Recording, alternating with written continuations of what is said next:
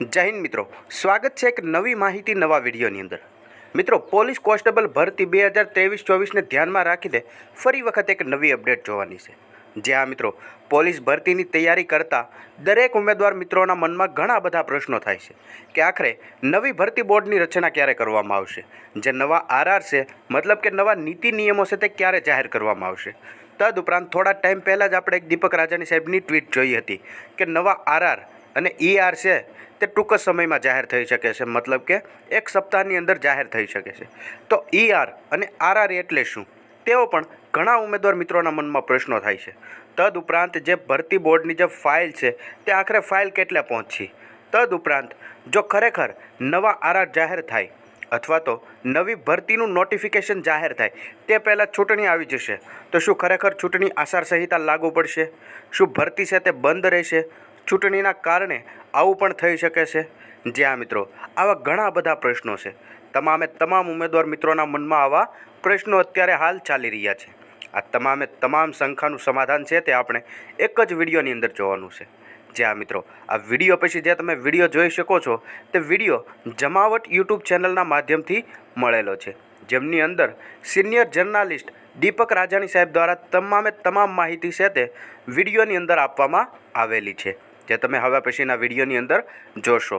જ્યાં મિત્રો તદુપરાંત આવી તમામ માહિતી જોતા રહેવા માટે હમણાં જ ચેનલને સબસ્ક્રાઈબ કરી લેજો અને બાજુમાં આવેલા બેલ આઇકનને પણ ઓન કરી દેજો, જેથી કરીને તદ્દન નવી માહિતી તમારા સુધી સૌથી પહેલાં પહોંચતી રહે। હવે તમે આ વિડીયોની અંદર તમામ વિગત જોઈ શકો છો। આપણે સૌથી પહેલી વાત કરીએ એલઆરડીની પરીક્ષાની વાત કરીએ। દેવાંશી, દર વર્ષે જ્યારે ભરતી થાય ત્યારે એલઆરડીના બોર્ડની રચના થતી હોય છે। આ વખતે પણ જોગાનુજોગ બોર્ડમાં ખૂબ જ સારા અને પ્રમાણિક અધિકારી અને આખા ગુજરાતને જેમની ઉપર વિશ્વાસ છે એવા આઈપીએસ હસમુખ પટેલની આગેવાની હેઠળના 3 સભ્યોનું ભરતી બોર્ડ એની ભરતીની કાર્યવાહી કરવાનું છે। હવે વાત આવે આરઆર અને ઈઆર। આપણે જનરલી પત્રકારો આરઆર વિશે જ જાણીએ છીએ, ઈઆર એટલે એક્ઝામિનેશન રૂલ્સ, પરીક્ષાના નિયમો। તો એના માટે જે હોમ સેક્રેટરી, ચીફ સેક્રેટરી, પરીક્ષા ભરતી બોર્ડના ચેરમેન, પછી હોમ ડિપાર્ટમેન્ટના જે આઈપીએસના સેક્રેટરી છે, પછી ડીજીપી, આ બધા વચ્ચે મિટિંગો થઈ હતી અને એમાં જે જુદા જુદા મુદ્દાઓ ઉપર સમજૂતી સાધવાની કોશિશ થઈ, એમાં ક્યાંક ને ક્યાંક એક બે મુદ્દા ઉપર નીચે થયા। આજે જ મેં માહિતી આપી છે એ મુજબ ઈઆર એકદમ કમ્પ્લીટ થઈ ગયા છે। હવે આ ઈઆર કમ્પ્લીટ થાય ને દેવાંશી, તો એને વૈધાનિક કાયદાની જે વૈધાનિક શાખા છે એમાં પ્રોપર રીતે લખવા માટે મોકલવા પડે। લોકોને શું થાય, આપણે એમ મેસેજ કરીએ કે આરઆર ફાઇનલ સ્ટેજ ઉપર આવી ગયા એટલે લોકો એવું સમજવા માંડે છે કે 5-7 દિવસમાં ડિક્લેર થઈ જાય। એવું નથી બનતું। ઈઆર અને આરઆર ને કન્ફર્મ કરવા માટે ફાઇલ સીએમ સાહેબ સુધી જાય છે। 2 દિવસ પહેલા સીએમ સાહેબે ક્લિયર કરી દીધું અને ફાઇલ પહોંચી ગઈ હોમ ડિપાર્ટમેન્ટમાં। આજે હોમ ડિપાર્ટમેન્ટથી વૈધાનિક વિભાગમાં પહોંચી ગઈ છે ફાઇલ। ઈ પ્રોપરલી આરઆર ને ઈઆર લખાઈને ઓફિશિયલી આવતા વીકમાં જાહેર કરી દેશે। હવે જ્યારે રાજ્ય સરકાર ભરતી બોર્ડને પત્ર લખે કે આરઆર ને ઈઆર ફાઇનલ થઈ ગયા છે એટલે પોલીસ ભરતી બોર્ડ છાપામાં જાહેરાત આપશે। તો આ પ્રોસેસ જે છે ભરતીની જાહેરાત આપવા પહેલાની, એ ઈઆર અને આરઆર ફાઇનલ કરવાની હતી।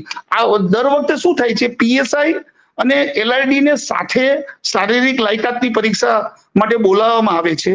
તો મેં તપાસ કરી તો મને કહેવામાં આવ્યું છે કે લોકસભાની ચૂંટણીની જાહેરાત થાય એ પહેલા જાહેરાત 100% આવી જવાની પૂરેપૂરી સંભાવના છે અને એને લોકસભાની ચૂંટણીની આચારસંહિતા એટલા માટે નહીં નડે દેવાંશી। ઘણા બધા લોકોના મનમાં ઘણા બધા પ્રશ્નો છે કે આચારસંહિતા આવી જશે તો, પરંતુ જાહેરાત થઈ ગઈ હોય એ વસ્તુને આચારસંહિતા નથી નડતી।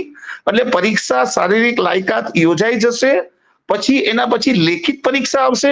આજે એક મુદ્દો એવો પણ ઉપસ્થિત થયો છે કે પીએસઆઈ માં પહેલા 2 પરીક્ષા હતી, લેખિત પરીક્ષા, એમાંથી એક લેખિત પરીક્ષા કરી દેવામાં આવી છે।